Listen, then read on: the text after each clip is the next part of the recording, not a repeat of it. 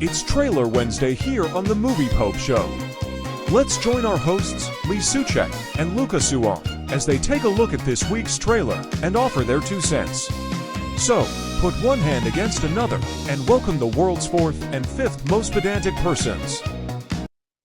Hello and welcome back to the Movie Pope podcast. And today on Trailer Wednesday, we're going to be taking a look at the Season 2 trailer for X-Men 97.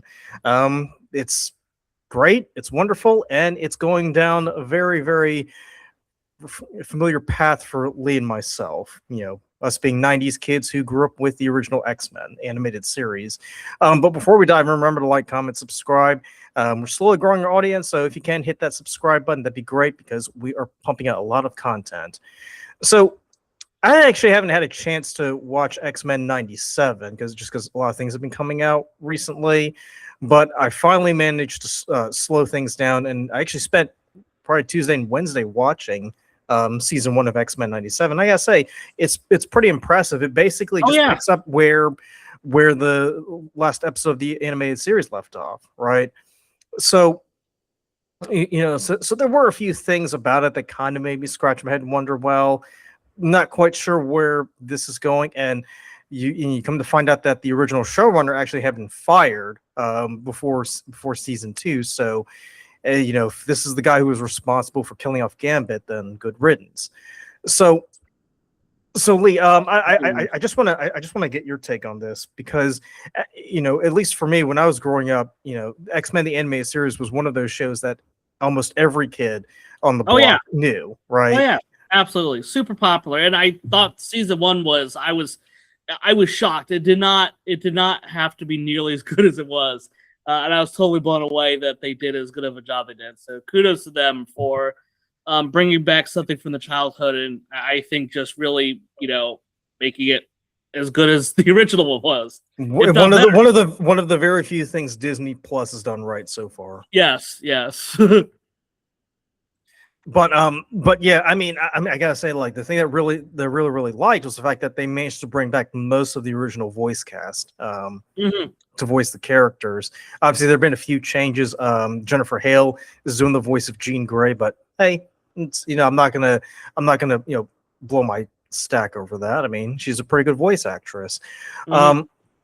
I will say too that they also, from an animation standpoint, they're doing their best to keep it as close to the original as possible, because obviously animation techniques and technology have changed since the 90s, right? Because back in the day, if you were going to do animation, you had to do that flip animation thing that we all did at one point, where we just drew that little stick figure on the little sticky pad and just flip it to make it look like he's walking or running.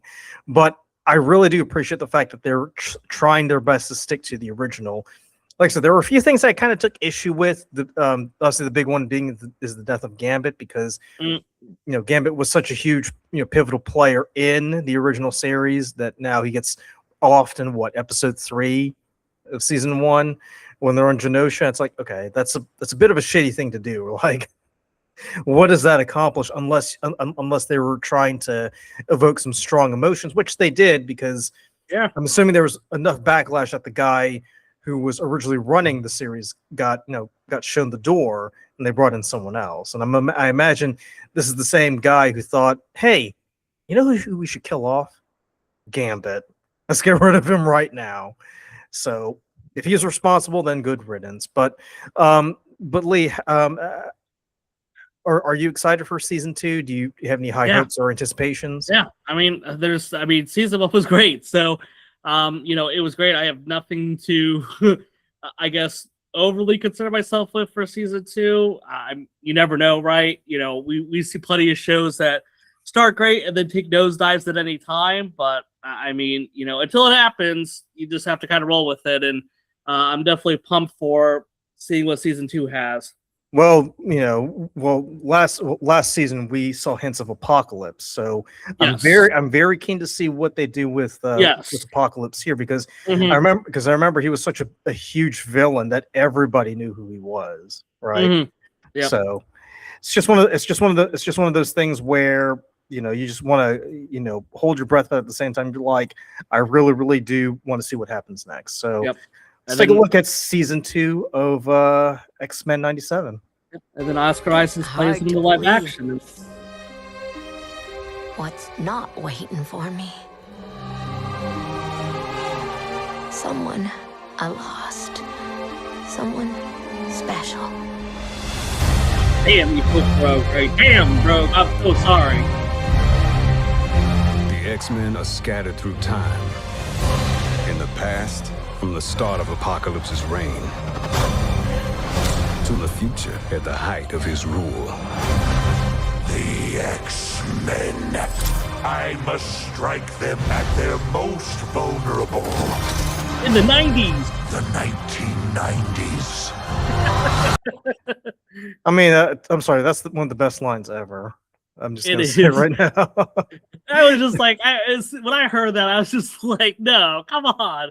That's when they're the most vulnerable is the 90s, like out of everything. So, I mean, you look at that picture right here. That looks like it was set in the 60s. I mean, you figured, hey, maybe you want him in the 60s, but I don't know.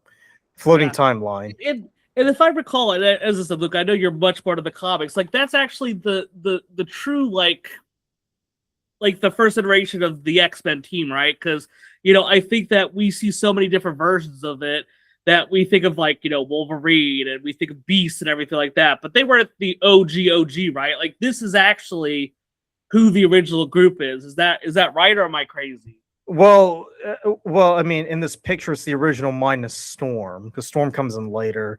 The problem with the X-Men, and it's my huge gripe, is that they keep doing this time travel shit, so things keep getting changed, right? Yeah, of course. So that's so out of all the teams, in Marvel, like these guys are the most complicated just because they keep going back in time and forward in time and messing shit up. Whereas with the Avengers, they've only done it once, and the Fantastic Four, maybe they've done it with it, dealt with it before, but that was just to do with Kang the Conqueror, and that was just to stop him from fucking up time. Whereas the X-Men have a pretty good track record of going back in time and going forward in time and screwing things up for the rest of us. Yeah, because I was curious. Founding 5, Professor X, Cyclops, Jean Grey, Beast, Angel, and Iceman. Yeah. Right? Who we see Iceman, Angel, and I'm wondering if the big guy that's there, I'm wondering if that's Beast now. Yeah, So in the original, Beast was basically he was just a guy. Yeah, he was basically a big human being with big hands and feet. He didn't look like he doesn't look like how he looks. Got it. He's a lot less blue.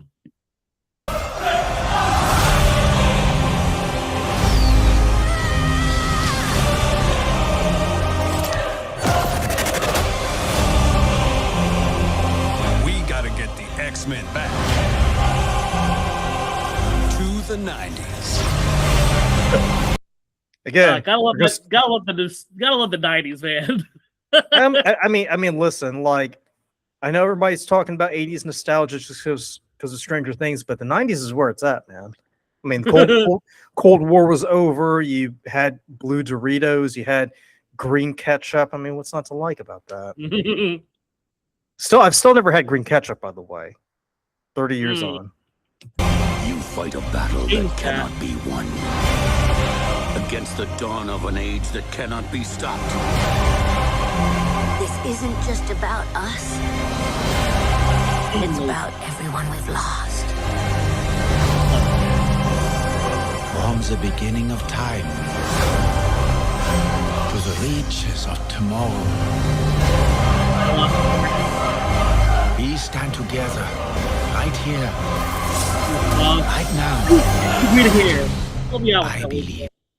Huh? You know who the chick is with the green hair? I don't know. I did see Psylocke earlier, but I don't know who the chick with the green hair Psylocke. is. Yeah, I can't figure out who the green hair X-Men chick is. I don't know who this is. Tomorrow. I think that might be Rogue. So Google search is saying that maybe it's a character called. It does look like her when you look at it, though, right? I mean, You might find something. listen, it could be Negasonic Teenage Warhead. That's true. You don't really know. I also see I know it does look like her though, right? But I also see there's because Rogue has that power to absorb anyone else's abilities, right? So it could be she's absorbed someone else's powers.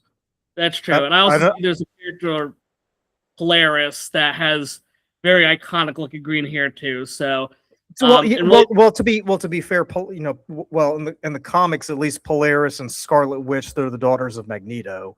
But yeah, that makes the whole thing of if that's her. Look, yeah, that kind of makes things feel a little bit sticky. But okay, but we'll but here's the thing though, because in because as far as I remember from the original X-Men animated series, I don't think they ever made any hints that Magneto had kids. It's only in Wolverine and the X-Men where you actually see, Magneto with Scarlet Witch and Polaris as his daughters, and then Quicksilver as his son. But but if they're staying true to this, I don't think they're gonna come out and say, "Oh, Magneto's got kids," just because they've already done that storyline where he was very briefly the leader of the X-Men. Magneto gets around, man. I mean, you never know, but if IMDb and Wikipedia are to be believed, then they're doing their own thing. They're not trying to tie it into the main Marvel universe, We stand together, right here, right now. I believe in the X-Men.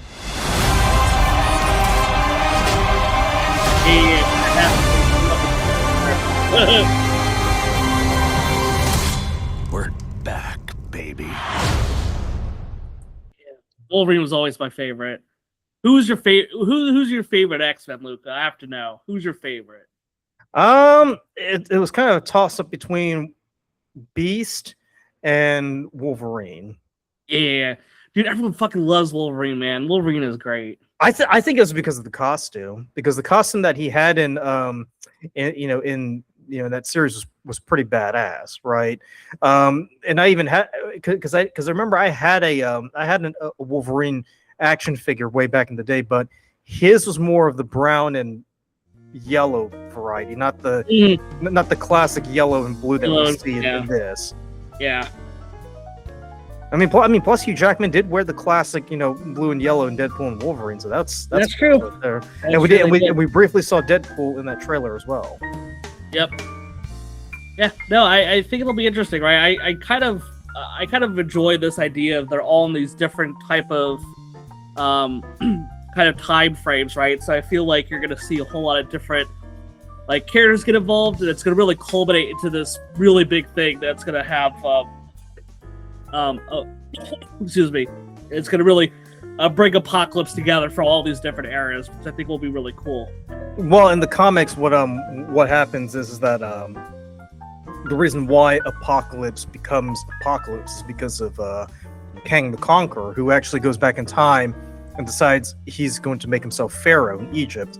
And because he knows that Apocalypse is going to be a threat to him, he tries to kill Apocalypse, but he just ends up creating Apocalypse. So, so to your point, we saw that, we saw a younger Apocalypse in Egypt, and then we see, I guess you could say current Apocalypse in the future. So he might have gotten his hands on Kang's technology and decided to go teleporting around and messing shit up. But that's the thing, though, is because again, my only gripe with the X-Men, because they've got great storylines and great characters, it's just they keep relying on the time traveling trope, and that kind of bothers me a little bit. Because they can tell great storylines without having to, do the Bill and Ted's Excellent Adventure,